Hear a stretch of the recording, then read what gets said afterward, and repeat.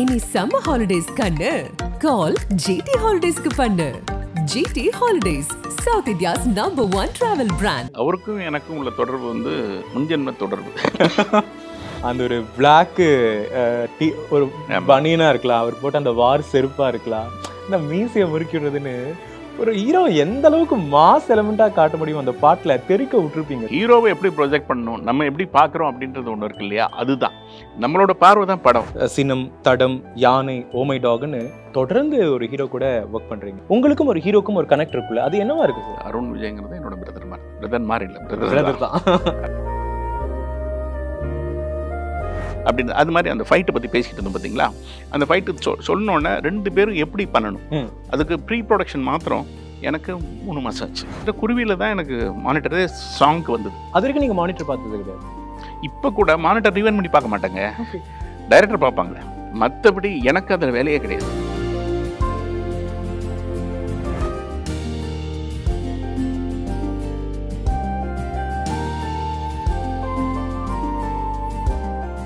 Hi, வணக்கம் and welcome to Nakkheeran studios presents Pokkisham. நான் ராம்குமார். தமிழ் சினிமாவில் சிறந்த படைப்புகளை கொடுத்த, சிறந்த படங்களை கொடுத்த ஒவ்வொரு ஜாம்பவான்களையும் நம்ம சந்திச்சுக்கிட்டே இருக்கோம் இந்த பொக்கிஷமில். அப்படி இன்னைக்கு நிறைய சிறந்த படங்களை கொடுத்த ஒளிப்பதிவாளர் திரு கோபிநாத் அவர்கள் தான் இன்னைக்கு நம்மளோட பொக்கிஷம்ல இணைஞ்சிருக்காரு. சார் வணக்கம். வணக்கம். இந்த 2000 2010 அந்த ஒரு காலகட்டத்தில் அடுத்தடுத்து நிறைய கமர்ஷியலான படங்கள் வெளிவந்து நிறைய ஹீரோக்கள் பாக்ஸ் ஆஃபீஸில் சக்ஸஸ்ஃபுல்லான கமர்ஷியல் ஹீரோக்களாக தங்களை அடையாளப்படுத்திக்கிட்டாங்க. அப்படி ஒரு டிகேட் அப்படின்னு சொல்லலாம். அண்ட் 2001 தில்லியில் ஒளிப்பதிவுக்கான இயக்குனராக நீங்களுமே ஸ்டார்ட் பண்ணிக்கிட்டீங்க. பட் அந்த ஜேர்னி எப்படி தரணி அவர்களோட அந்த வெற்றி காம்போ அப்போ தான் ஜாயின்ட் ஆகுது அப்படிங்கும்போது எப்படி அந்த green signal you are on board அப்படிங்கிறது எப்படி நீண்ட நாள் ஃப்ரெண்ட்ஸ் அந்த மாதிரியா இல்லை எப்படி சார்? அப்படின்லாம் கிடையாது. என்னென்ன அந்த ஷூட்டிங் ஆரம்பிக்கிறதுக்கு 2 நாளைக்கு முன்னாடி, அதாவது நாளைக்கு மறுநாள் படப்பிடிப்பு, இன்னைக்கு வந்து திடீர்னு ஃபோன் வருது தரணி சார்ட்டேருந்து. தரணி சார் நான் முன்ன பின்ன பார்த்தது கூட கிடையாது, தூரத்தில் கூட பார்த்தது கிடையாது, ஃபோனில் பேசுனது கிடையாது, எதுவுமே கிடையாது. அவர்கிட்டருந்து ஃபோன் பண்ணி இன்ட்ரடியூஸ் பண்ணிக்கிட்டோம். நான் டேரக்டர் தரணி பேசுகிறேன், உங்களை பார்க்கணும், எங்கே வரணும், எப்போ வரணும், இதான் நான் கேட்டது, வேறு எதுவுமே கேட்கல. எதுக்காக கூப்பிட்றாரு என்ன எதுவுமே தெரியாது. நேராக வித்யாசாகர் ஸ்டுடியோ தான் கூப்பிட்டாரு. போனேன், அவர் பேசினார். என்ன இப்போ பண்ணிகிட்ருக்கீங்க, எதுவும் ப்ராஜெக்ட் இருக்கா என்ன அப்படின்னு. இல்லை சார் இப்போ எதுவும் இல்லை, ஃப்ரீயாக தான் இருக்கட்டிட்டு. ஓகே அப்படின்னு சொல்லிட்டு வித்யாசாகர் சாரை கூப்பிட்டு இன்ட்ரடியூஸ் பண்ணி வச்சார். அவர் 2 நிமிஷம் பேசினார். இவங்க யாரும் என்னுடைய முந்தைய ஒர்க்கை பார்த்தது கிடையாது, நான் யார்கிட்ட ஒர்க் பண்ணியிருக்கேன்னு தெரியும், மற்றபடி கேள்விப்பட்டு தான் என்னை வந்து கூப்பிட்ருக்காங்க. என்னன்னா அந்த படத்தில் ஒர்க் பண்ண கேமராமேன் வந்து வேறு படம் திடீர்னு போயிட்டார், அதனால் அவங்களுக்கு கேமராமேன் தேவைப்பட்டது. பல பேர் பார்த்துட்டு இருந்தாங்க, அதில் நானும் ஒருத்தன். அப்புறம் ஓகே சார் வர்றேன் அப்படின்னு சொல்லிட்டு சொல்கிறேன் அப்படின்ட்டாங்க.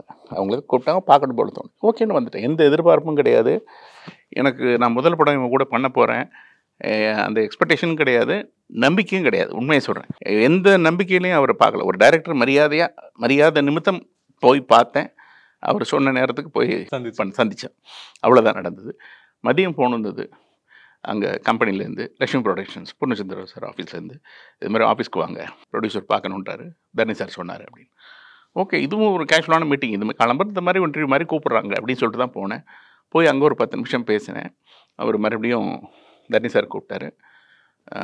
இவர் தான் கேமராமேன்.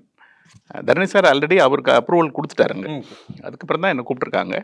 கூப்பிட்டாரு, திருப்பி தரணி சார் அவர் கூப்பிட்டாரு. இப்போ வந்து ப்ரொடியூசர் அப்ரூவல் கொடுக்குறாரு, இவர் தான் கேமராமேன், நீங்கள் கதை சொல்லிடுங்க அப்படின்ட்டாரு. இமீடியட்டாக சாரோட ரூமுக்கு போனேன், கதை கேட்டேன். கதை கேட்டு முடிஞ்சோடனே மறுநாள் லொக்கேஷன் பார்க்க போகணும். யாருன்னா அங்கே சர்ப்ரைஸ் என்னென்னா, என் ஃப்ரெண்டு மணிராஜ் தான் வந்து ஆர்ட் டைரக்டராங்க, அவர் கூட ஏற்கனவே பழக்கம் உண்டு. அதனால் மறுநாளே லொக்கேஷன் பார்த்தோம். அவங்க ஆல்ரெடி ஒரு ரவுண்டு பார்த்து வச்சுருந்தாங்க. அவங்க ஆல்மோஸ்ட் அந்த கதைக்கான லொக்கேஷன்ஸ் வந்து அவங்க தேர்ந்தெடுத்த லொக்கேஷனை எங்கிட்ட காமிச்சாங்க. ஸ்டான்லி ஹாஸ்பிட்டல் அது இதுன்னு அந்த மாதிரி விஷயங்கள், ஃபஸ்ட் ஷெடியூலுக்கான விஷயங்கள் காமிச்சாங்க. பார்த்தேன், ஓகே பண்ணி அடுத்த நாள் ஷூட்டு அப்படியே கண்டினியூஸாக போச்சு. நடுவில் சில ஒரு ஷெடியூல் பிரேக் அந்த மாதிரி இருக்கும். அப்படி தான் நடந்தது. அதுக்கப்புறம் ஒரு தூள், அதுக்கப்புறம் கண்டினியூ அந்த வெற்றி கூட்டணி. அந்த இடத்துல ஒரு பிரேக் பண்ணிட்டு இந்த ஒரு போட்டோ உங்ககிட்ட காட்டணும்னு ஆசைப்படுறேன். ஒளிப்பதிவு இயக்குனர் கோபிநாத் தில்லியில் உங்களுக்காக போட்ட ஃபர்ஸ்ட் டைட்டில் கார்டு இல்லை? ஆமாம், மறக்க முடியாத ஒரு விஷயம். கண்டிப்பாக அது முதல் படத்துலேயே இந்த டைட்டில் வந்தது வந்து டைரக்டரோட பெருந்தன்மை, ப்ரொடியூசரோட பெருந்தன்மை தான் சொல்லுவேன். நான் வந்து யாருமே முதல் படத்தில் வந்து ஒளிப்பதிவு போட மாட்டேன். அது வந்து தேர் கிரேட்னஸ். ஆக்சுவலி எனக்கு அதுலேருந்து ஒரு கேள்வி. ஆ ஒயிட் டிஷர்ட் போட்டுட்டு விக்ரம் சார் ம் ஃபர்ஸ்ட் சீனியர் ரன்னிங் சேசிங் ம் அங்க ஓட ஆரம்பிச்சதுன்னு நினைக்கிறேன். இன்னைக்கு வரைக்கும் அந்த ரன்னிங் சேசிங் அந்த ஒயிட்டை விட மாட்டேங்கிறீங்க. அதை நான் அப்புறம் வரேன். அதோடய அந்த டிராவல் போய்கிட்டே இருக்கு. ஆக்சுவலி அது 1999 சேது ஒரு பெரிய ஹிட் ஆகுது. ஆமாம். சேதுக்கு அப்புறமா ஒரு நல்ல படத்தை கொடுக்கணும்னு விக்ரம் சாருமே படங்கள் தேடிட்டு இருக்கும்போது 2001ல தில் ஒரு சக்சஸ்ஃபுல்லான படத்தை கமர்ஷியலா டிக்ளேர் பண்றாங்க. அதே 1 இயர் கேப்க்கு அப்புறமா தூள் 2003. there was so much memories அந்த படங்களை பத்தி பேசும்போதே கண்டிப்பா உங்களுக்கு இருந்திருக்கும். ஸோ எனக்கு இந்த அந்த ட்ரையாங்கிள் லவ், நீங்க தரணி சார் விக்ரம் சார், அந்த ட்ரையாங்கிள் லவ் அந்த ஃப்ரெண்ட்ஷிப்ல இருந்து ஆரம்பிப்போம். அதாவது எல்லாருக்கும் வந்து விக்ரம் சார் எனக்கு அறிமுகம் வந்து தில் அப்படின்றது தான் வந்து எல்லாருக்கும் தெரியும் உலகத்திற்கு. பட் எனக்கு அதுக்கு முன்னாடியே ஒரு படம் வந்து என் நண்பர் ரத்னவேல் வந்து அவருக்காக கிளாஷ் பண்ண சேது போயிட்டு ஒரு அதில் ஒரு முக்கியமான போர்ஷன்ஸ்லாம் சில இது ஷூட் பண்ணேன். அப்போலேருந்து எனக்கு விக்ரம் பழக்கம். அப்புறம் திருப்பி அவரே என்னோட முதல் படத்துக்கு ஹீரோ அப்படின்றது வந்து எனக்கு ரொம்ப இரட்டிப்பு மகிழ்ச்சியாக இருந்தது. அதே சமயம் அந்த கோஆப்ரேஷன், அது டெடிக்கேஷன் நான் சொல்லவே தேவையில்லை. இத்தனை வருஷம் ப்ரூவ் பண்ணவர். ரொம்ப சந்தோஷமாக இருந்தது.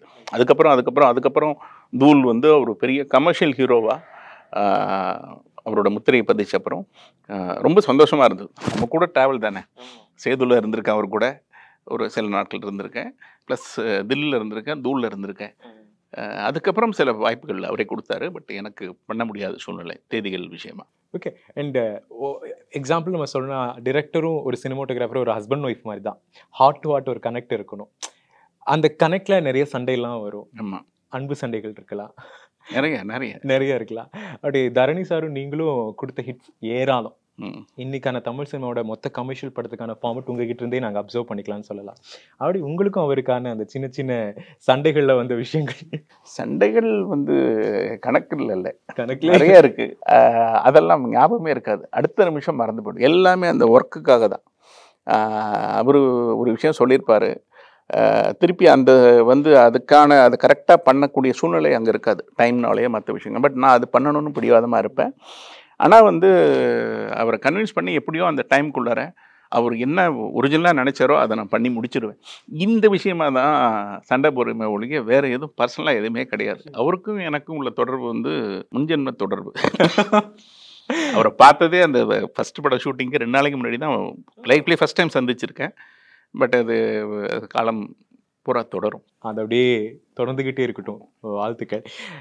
மறுபடியும் தில் படத்துக்கு வரும்போது ஒரு கமர்ஷியலாக ஒரு படத்தை வந்து ஃபுல் ஃப்ளெஷ்டாக நீங்கள் ஷூட் பண்ணுறீங்க. நீங்கள் ஃபஸ்ட்டு ஆரம்பித்து அந்த சேசிங்கில் ஆரம்பித்து இன்டர்வல் பிளாக்குக்காக அந்த ஷூட் பண்ண அந்த ஒரு ட்ரெயின் சீக்வன்ஸ்.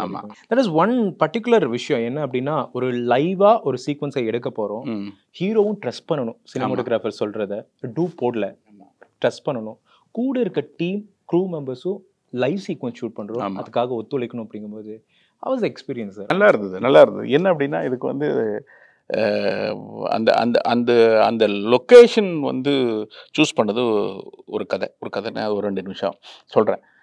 அந்த கதை இது வந்து ஸ்கிரிப்ட் அந்த சீன் சொன்ன உடனே எனக்கு என்ன ஞாபகம் வந்ததுன்னா, இது வந்து ஒரு சாதாரண சிம்பிள் ரயில்வே பிரிட்ஜாக இருக்கக்கூடாது, 2 பக்கமும் அந்த அயன் ராட்ஸ் இருக்கணும், ரொம்ப லாங்காக இருக்கணும். அந்த அந்த அந்த சவுண்டு தூரத்துலேருந்து அந்த ட்ரெயின் வரும்போது அந்த சவுண்டு சவுண்டு வரைக்கும் நான் யோசிப்பேன். ஆமாம், நீங்கள் அந்த ஷார்ட்ஸ் ஃபார்ம் பண்ணதே நல்லா இருக்கும் சார்.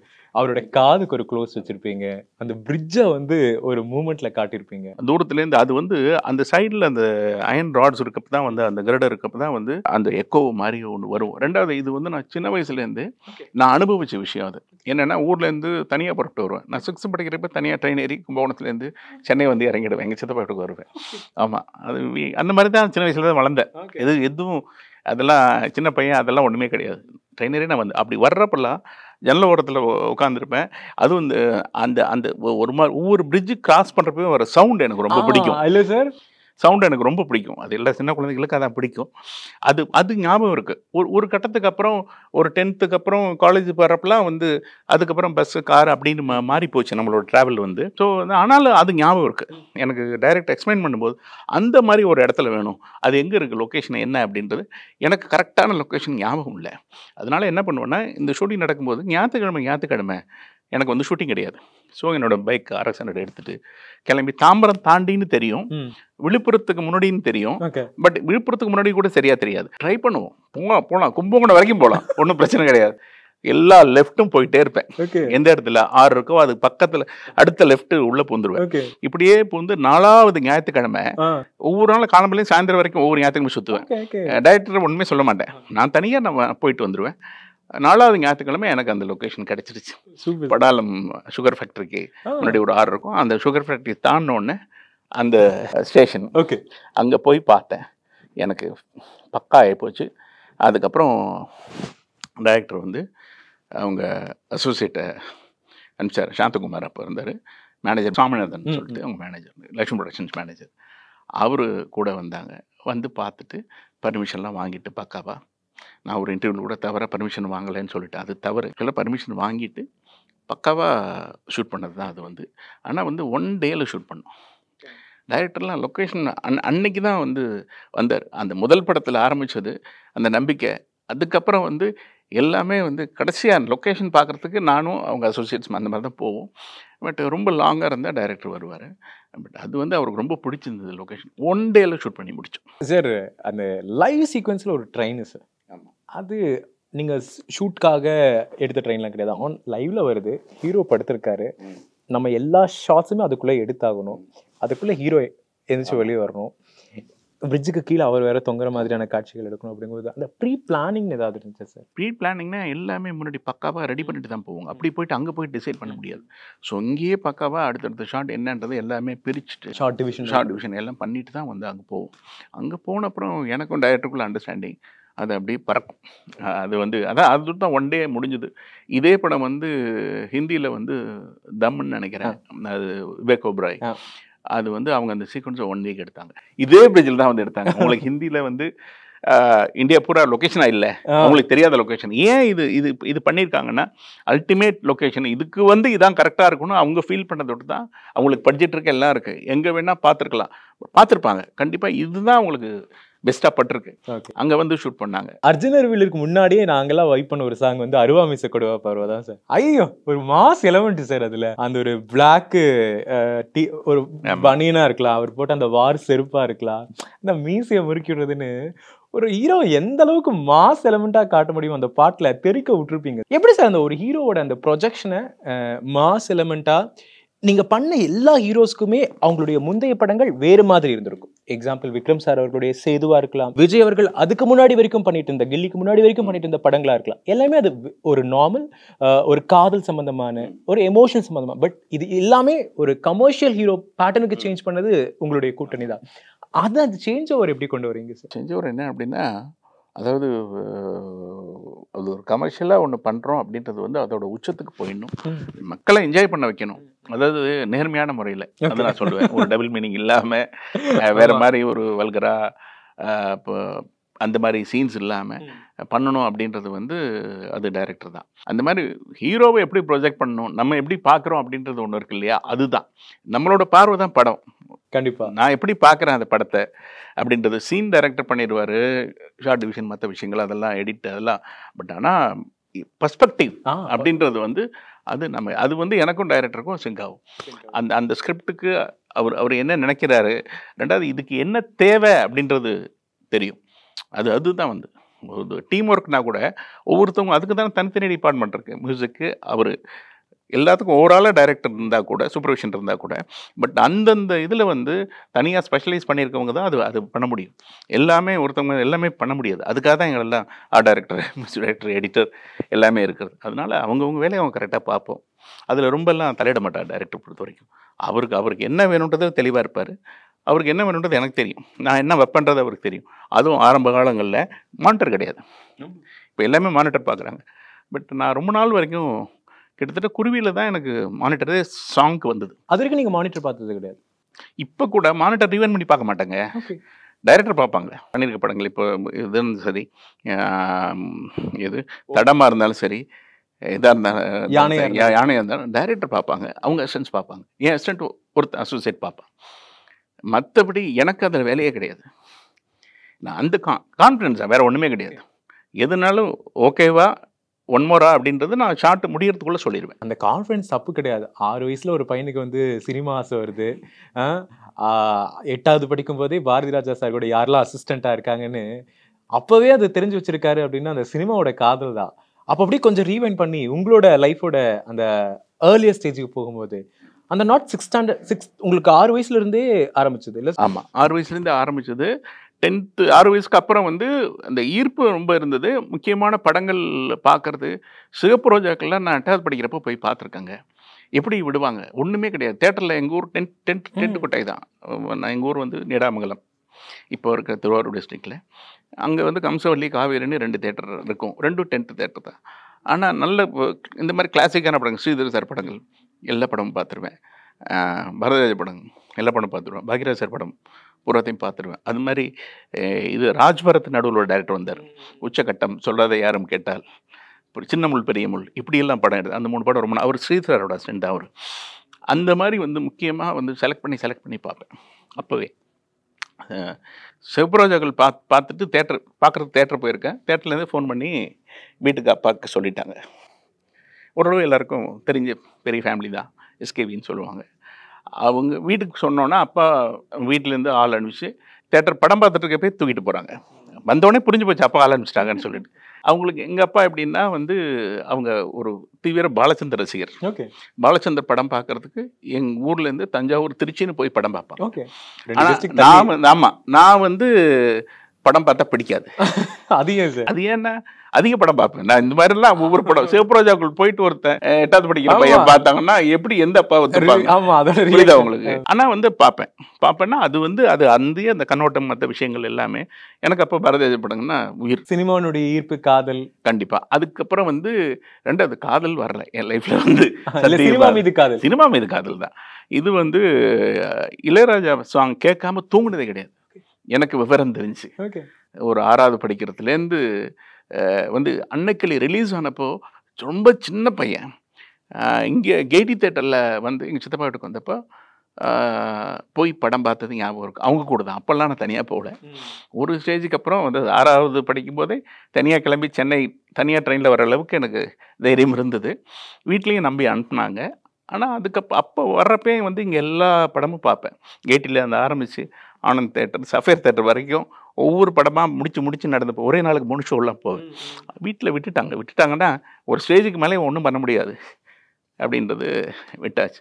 அந்த ஒரு இதில் தான் சினிமாவுடைய காதல் தான். அப்படி பேரலராக நம்ம விக்ரம் சாரை பேசிகிட்டு இருக்கும்போதே மிஸ்டர் அருண் விஜய் ஒரு லாங் ஸ்ட்ரகிள், பெரிய சினிமா பேக்ரவுண்ட் இருந்தாலுமே கூட சினிமாவில் நமக்கான ஒரு வெற்றி, நமக்கான ஒரு தேடுதல் தொடர்ந்து அவர் பயணம் பண்ணிகிட்டே இருக்கும்போது ஒரு வெற்றிக்கு அப்புறமா இப்போ வரைக்குமே தொடர்ந்து உங்களோட பயணம் பண்ணிகிட்டே இருக்கார்.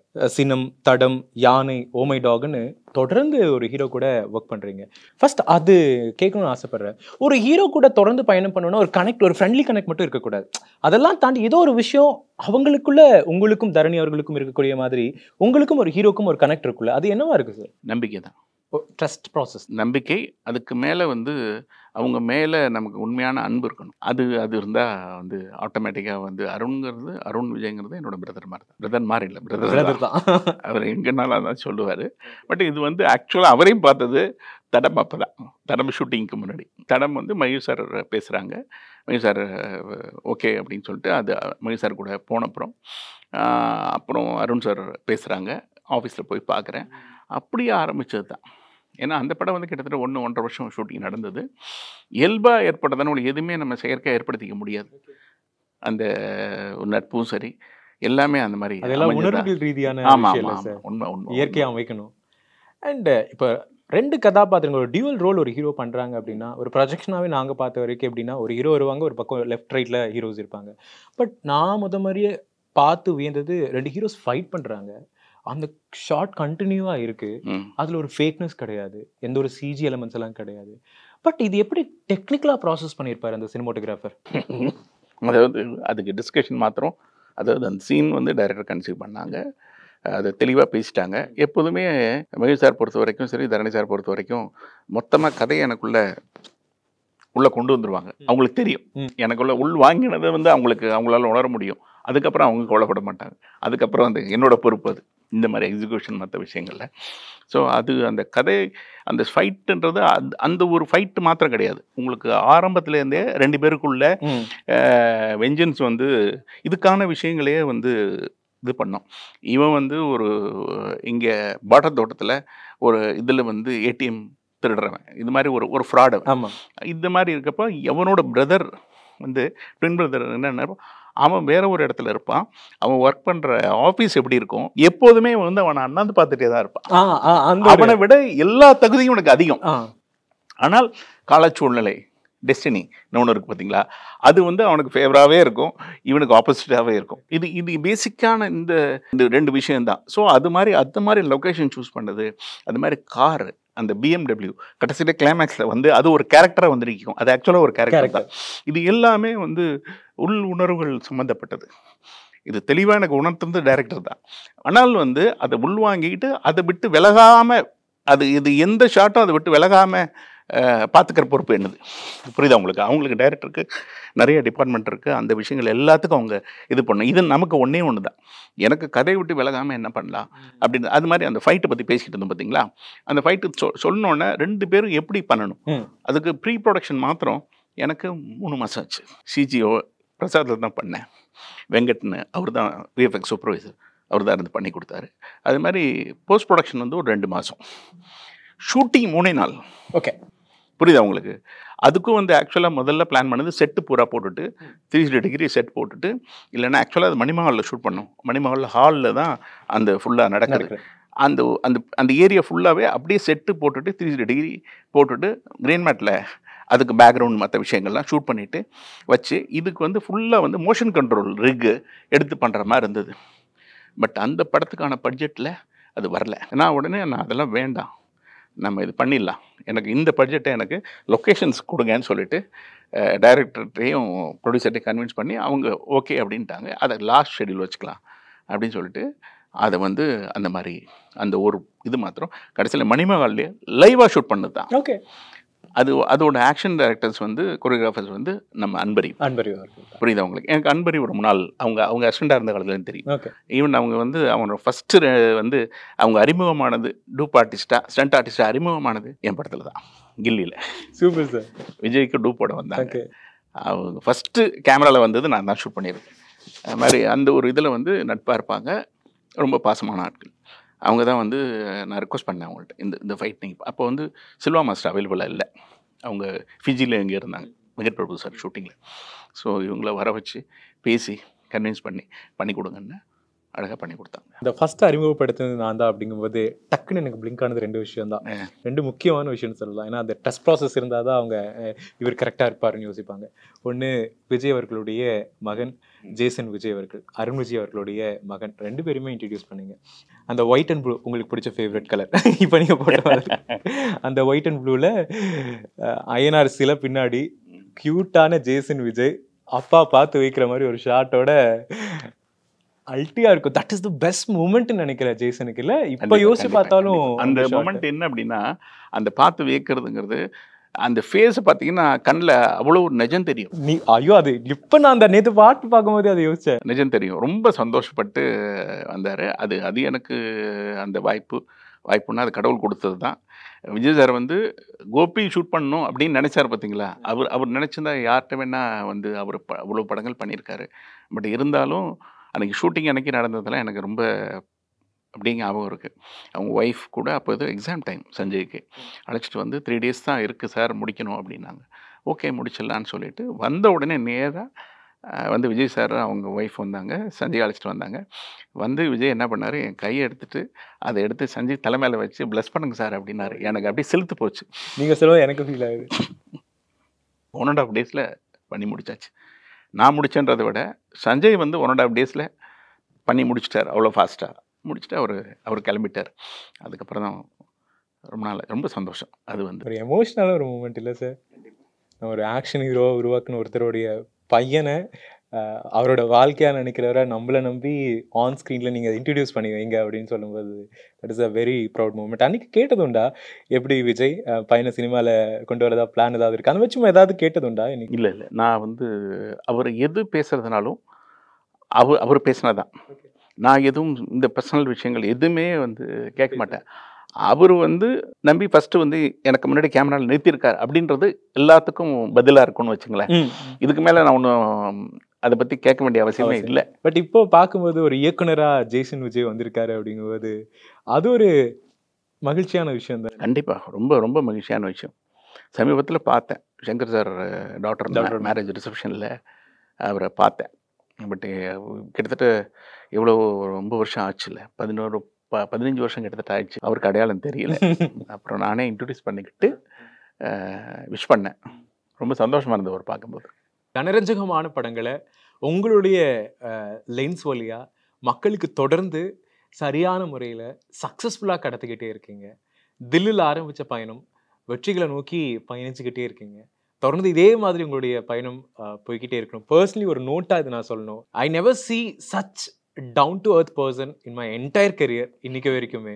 That is I must want to say in front of camera. Thank you so much sir. Thank you எல்லாத்துக்குமே thank you so much. ரொம்ப நிறைவான நேர்காணல். Thank you so much. மகிழ்ச்சி. Thank you sir.